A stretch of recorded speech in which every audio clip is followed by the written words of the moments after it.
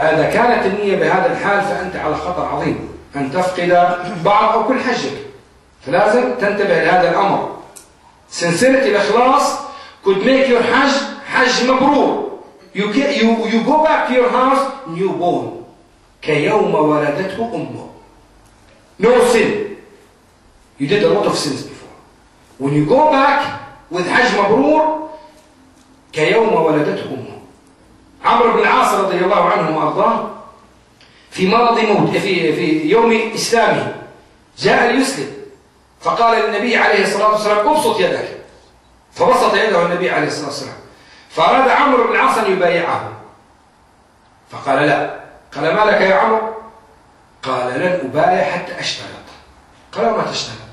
قال أشترط أن يغفر الله لي ما تقدم من ذنبي، والحديث صحيح مسلم.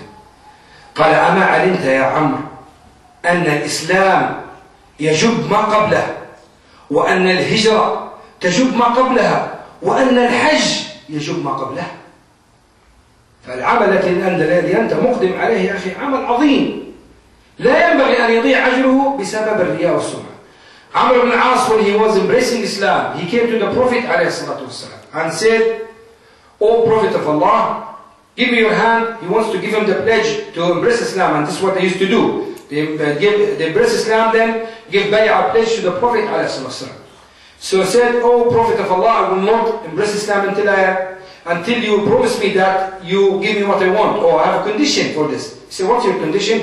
He said, my condition is that Allah subhanahu wa ta'ala forgives me all the previous sins I've done. Say, oh Amr, didn't you know that Islam will wipe off all the previous sins?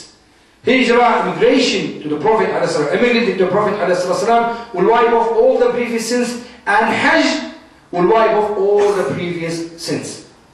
Which means that you are doing something great. Make sure you do it sincerely for the sake of Allah subhanahu wa ta'ala. Secondly, do it according to the sunnah of the Prophet ﷺ. Try your best not to miss any sunnah there, as this will make your Hajj mabrur inshallah. Tawheed is very important. Oneness in Allah subhanahu wa ta'ala. What does it mean? What does oneness in Allah subhanahu wa ta'ala? You will go Mecca, you will see some people in the Kaaba, just in front of the Kaaba, calling upon other than Allah subhanahu wa ta'ala. تجدون أناسا في الكعبة يشركون بالله. أحد الإخوان من الجزائر حج معنا قبل 3 سنوات يقول وقفت في الحجر الساعة 4 ليلا ونحن نتقاتل من أجل أن نقترب من الكعبة ونصلي وكذا، وهذا كله غلط.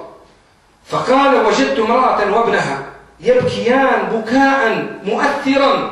قال سبحان الله تمنيت أن يكون إيماني كإيمانهم. أخي اسمه مراد في لندن.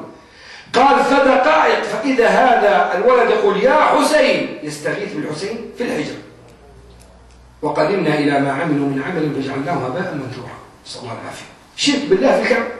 A brother, called Algerian brother called Murad, he went to Hajj with us 3 years ago, was telling me he was in Kaaba, in front of the Kaaba, and about 4 o'clock at night, and he was trying to pray to Rak'ah in the Hijr.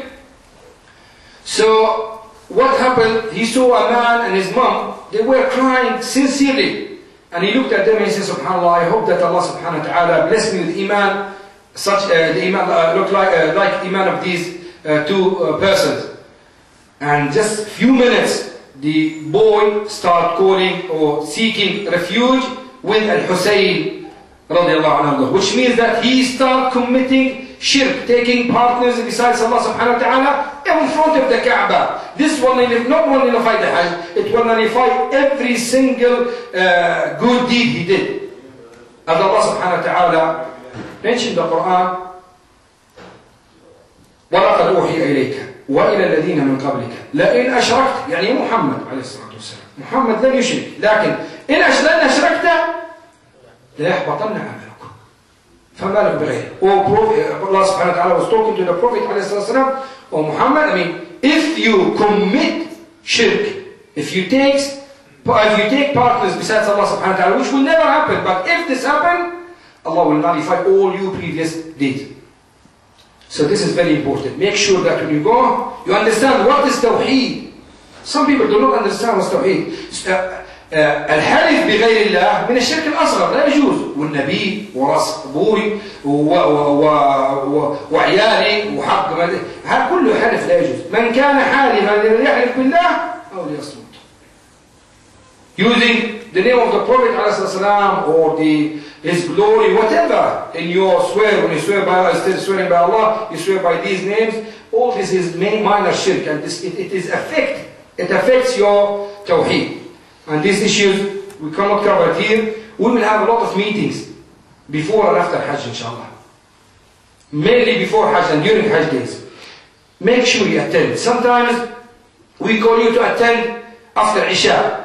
You like to spend more time in the Kaaba, which is in the Haram, which is good. But learning how to do Hajj is very important for you as well. Especially about 3-4 days before Hajj, we usually do, every night we do a talk. So if you can come and attend, it will be beneficial for you, and we give you more details about your Hajj. Okay. Now, Hajj, as we mentioned, you wear your ihram. Sorry, in Arabic, I couldn't find in English. So your ihram, you wear it from the miqat. You go to the Kaaba to start your tawaf. Where do you start from? Anyone knows how to do it? From al-Hajj al-Aswad, from the black stone. You stand up and face the black stone and say, Labbaik Allah, say Allahu Akbar. Entering the masjid with the right foot is sunnah for all masajid. All masajid, not the haram. All the masajid you have to do this. The only difference now, because you are entering and starting the tawaf straight away, you do not need to pray to rak'ah. But if you are entering, say for example, and you are not doing tawaf, you are still ihram, but you want to sit down, you are tired. You can pray to rak'ah, sit down, drink zamzam, relax. There's no harm. Some people think that when they arrive, they must. It is not a must. It's preferable to start straight away with the Umrah, but if you can't, you can relax. Especially if you have an old person with you or your wife is tired, you can relax. Entering the Haram, as the sister said, the Prophet ﷺ entered from Dar al-Salam. Bab al-Salam, sorry. Bab al-Salam. Bab al-Salam is a gate. Now in Mecca, if you go towards Al-Mas'ah, there is a gate called Bab al-Salam. But I heard Sheikh Ibn Uthaymeen long time ago, rahmatullah alayhi, was saying that Bab al-Salam is disappeared. We don't know which one now. So I don't know if this gate is Bab al-Salam, the real Bab al-Salam that the Prophet ﷺ entered from or not, I don't know. But the most important thing that you enter from the easiest gate for you.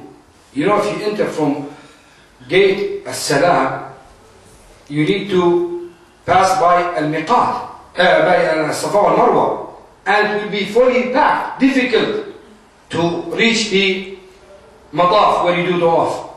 So practically, especially you are coming from Aziziyah, practically we enter from King Abdul Aziz gate, which is gate number 1.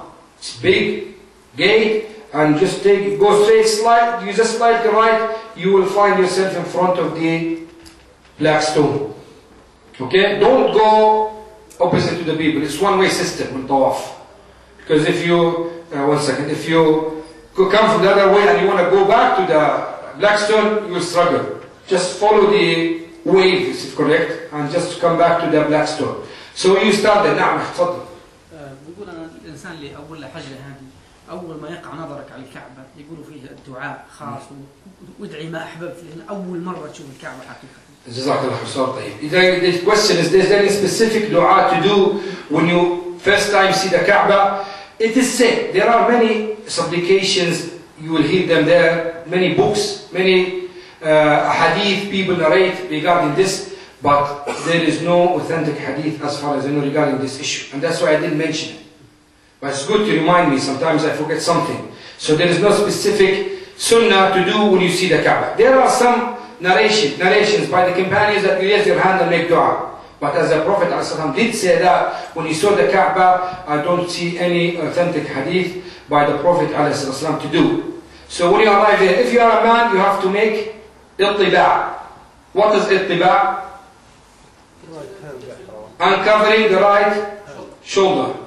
uncovering the right shoulder. This is the ittiba'. As soon as you start your tawaf, you do this.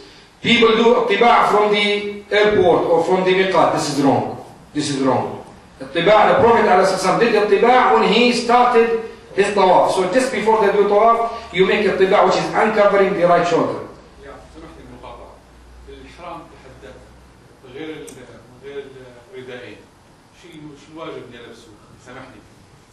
هذه احنا كل سنه تعرف محظورات الإحرام لكن مش مشكله. He's asking about no problem about the ihram. It's only 2 pieces of cloth, nothing else, nothing else. You can have a belt, no problem. Belt for yourself. What's about the true inside? No problem, doesn't matter, inside or outside. I'll tell you something important. You know where al-makhit, which is confusing a lot of you. Al-makhit, this is not by the Prophet ﷺ.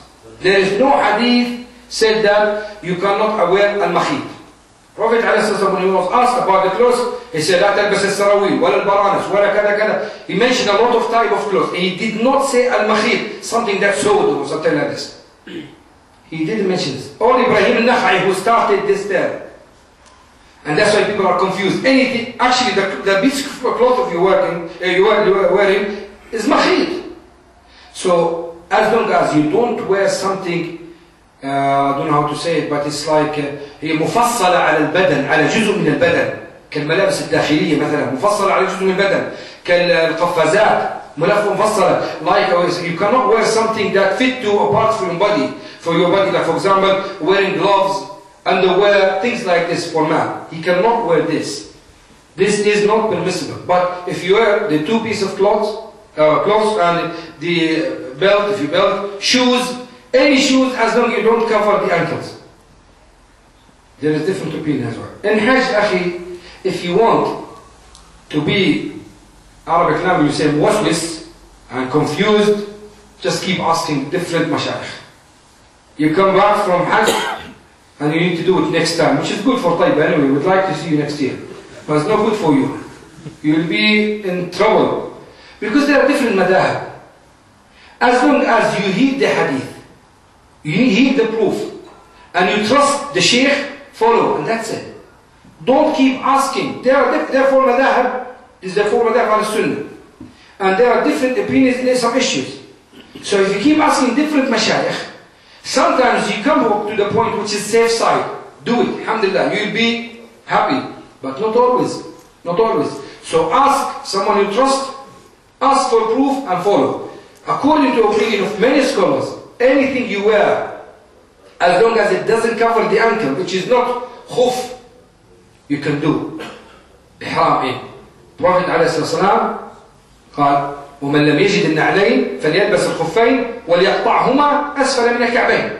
Whoever does not find shoes, and he said shoes, didn't mention anything, shoes, he can wear khuf, leather socks, but he should cut it under the ankles. This is what he says. So anything you wear in your feet is permissible.